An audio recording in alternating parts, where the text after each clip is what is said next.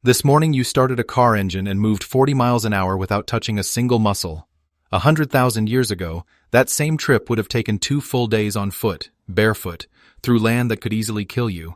No road, no path, no sign warning you what waited ahead.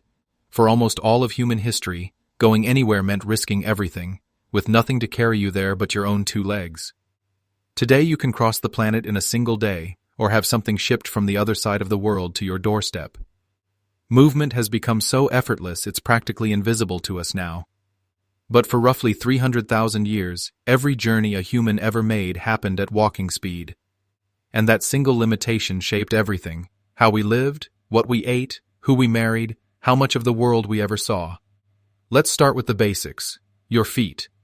Humans are the best long-distance walkers on the planet, but we are definitely not the fastest.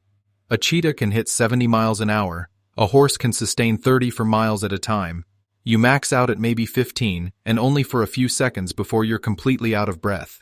But speed was never really the point for us. You can walk 20 miles in a day, sleep, and do it again the next day, and the day after that. You can keep this up for weeks. No other animal on Earth can do that. Your feet have arches that work like natural springs, storing and releasing energy with every single step. Your Achilles tendon does the same thing, so your muscles never have to carry the entire load alone. A ligament running up the back of your neck keeps your head stable while your whole body moves beneath it. And you have roughly 2 million sweat glands cooling you down while other large mammals overheat and are forced to stop. You weren't built to be fast. You were built to never stop moving. In 1978, paleoanthropologist Mary Leakey uncovered something remarkable in Laetoli, Tanzania. A trail of footprints pressed into volcanic ash 3.6 million years ago. 2 individuals walking upright side by side, the oldest confirmed evidence of bipedal walking ever discovered. And they look almost exactly like your own footprints today. For millions of years, walking was the only transportation technology humans ever had. And somehow, it was enough to carry us further than any other species has ever traveled. Starting roughly 70,000 years ago, humans began walking out of Africa. Not in one single march, but over thousands of years, generation after generation pushing a little further each time. They crossed the Middle East, they spread across Asia, they reached Europe, they walked into Siberia, crossed a land bridge into Alaska, and continued south through the Americas. That's roughly 15,000 miles, walked without ever knowing the destination even existed. And here's something rarely mentioned. They weren't wandering randomly at all. Archaeologists have found obsidian tools hundreds of miles from the nearest volcanic source, shells discovered far inland, amber traded across entire mountain ranges. These people covered massive distances on purpose, to trade, to connect, to reach resources they already knew existed.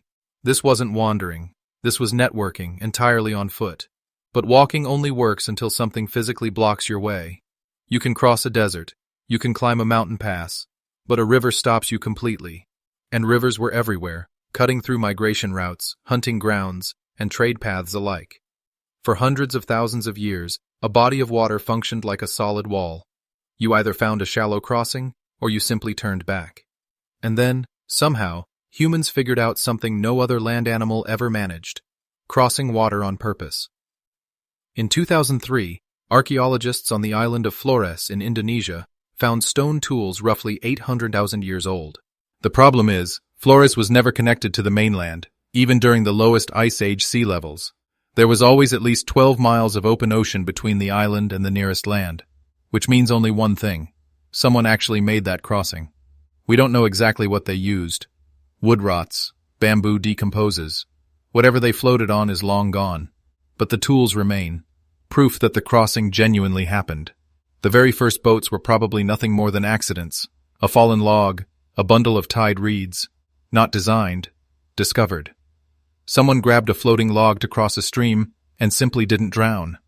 That accidental moment was the real breakthrough. What came next was entirely deliberate. Around 65,000 years ago, humans crossed from Southeast Asia into Australia. That crossing meant sailing at least 60 miles of completely open ocean. You can't see Australia from the other side. You can't drift there by pure accident. Someone built something that could float, pointed it toward water they couldn't even see across, and paddled. Think about that for a second. They left solid ground with zero idea whether anything waited on the other side. The oldest boat ever discovered is the Pessie canoe from the Netherlands, roughly 10,000 years old. Just a single hollowed-out log. But the actual technology goes back far further than that. People were already living on islands with no possible way to reach them on foot, long before that canoe was ever carved. Then the Polynesians did something almost unbelievable. Starting around 3,000 years ago, they crossed the Pacific, the largest body of water on Earth. They built double-hulled canoes and loaded them with food, animals, and entire families. Then sailed thousands of miles, guided only by stars, ocean swells, bird flight patterns, and the color of distant clouds. No compass, no map, just observation so precise it still impresses modern navigators today. They reached Hawaii, Easter Island, New Zealand. Nearly every habitable island scattered across the Pacific. Some of those voyages covered over 2,500 miles of open water with absolutely nothing in between. Walking had conquered land. Boats had conquered water. But one major problem still remained unsolved. You can walk 20 miles, but you cannot walk 20 miles carrying a 200-pound animal you just killed. For most of human history, the real limit on travel wasn't distance, it was weight. You could only move what your own body could physically carry, roughly 40 to 60 pounds before it started breaking you down. So humans started cheating. The first method was simple dragging. Kill something big, throw it onto a hide, and drag it back to camp. We know this happened because archaeologists have found wear marks on ancient hides consistent with long-distance dragging. Then someone had a smarter idea. The travois. 2 long poles tied into a V shape, with a platform slung between them. Drag the narrow end, and the wide end carries the load, spreading the weight out evenly. Just like that, a single person could move 100 pounds or more. The travois may be one of the oldest transport methods ever invented, but made of wood and leather, almost none of them survived. We only know it existed because people were still using the exact same design when Europeans arrived in the Americas, thousands of years later. But the real breakthrough in moving weight wasn't something you could build, it was something you could befriend. Around 15,000 years ago, humans domesticated dogs, the very first animal we ever partnered with. One of their earliest jobs was hauling weight. In the Arctic, dogs pulled sleds across ice and snow. A single dog could move about 45 pounds. A team of 6 could carry an entire family's camp. But dogs were small. Humans needed something bigger. About 5,500 years ago, on the steppes of what is now Kazakhstan, humans figured out the horse. We know this thanks to a group called the Bowtie. Archaeologists found bit-wear marks on ancient horse teeth. Someone had been putting something into that animal's mouth to control it. And traces of mare's milk were found baked into ancient pottery. These weren't people who simply hunted horses. They rode them, milked them, and built entire lives around them. And the horse changed absolutely everything. For nearly 300,000 years, the fastest travel speed was about 4 miles per hour, walking pace. On a horse, you could hit 30. In a single generation, the human world became 8 times smaller. Messages moved faster. Trade routes stretched further. Warfare changed forever, as riders could arrive before anyone knew they were coming. Donkeys hauled goods through deserts. Camels crossed the Sahara. Reindeer pulled sleds through Arctic snow. Llamas carried cargo over the Andes. Wherever humans went, they found whichever animal fit the terrain and put it to work. But there was still one more invention coming, and it took an absurdly long time to arrive. Humans crossed every ocean on Earth before anyone ever invented the wheel. The oldest known wheel was found in the Ljubljana marshes of Slovenia, roughly 5,200 years old. One of the last major transportation breakthroughs, not the first. It didn't even start as transportation. The first wheels were spinning discs used to shape pottery. At some point, someone turned that spinning disc onto its side and asked, "What if I put something on top of it?"